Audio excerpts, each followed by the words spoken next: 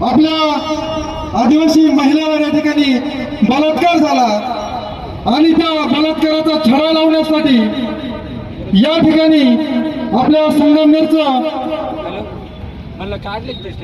एक तरुण नेतृत्व योगेश भाऊ सूर्यवंशी असतील, योगेश भाऊ भोर असतील, या सर्वच या ठिकाणी माणसांनी या ठिकाणी तो प्रयत्न केला आणि हे करत असताना एकंदरीत 10-15 नावं त्या ठिकाणी त्या महिलेचं सांगण्यात आलं।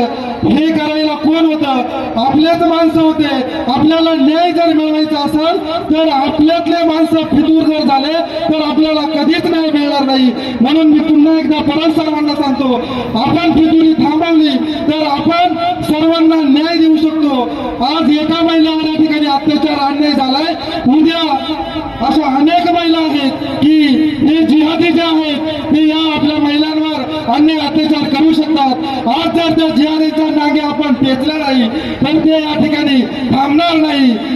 या ठिकाणी आपले जे हिंदू बांधव, जे आदिवासी बांधव सर्वजण या ठिकाणी जमले आहेत, सर्वांचे मी आभार मानतो। अजून काही या ठिकाणी मोठ्या संख्येने सर्वांनी या ठिकाणी जमायचंय आणि आपल्या या एका आदिवासी महिलेला या ठिकाणी न्याय द्यायचा आहे। लवकरात लवकर त्या आरोपींना अटक करायची आहे आणि सर्व हिंदू समाजाला या ठिकाणी प्रशासनाने न्याय द्यायचा आहे।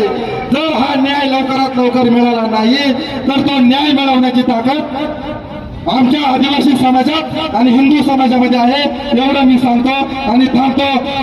जय शिवराय, जय आदिवासी।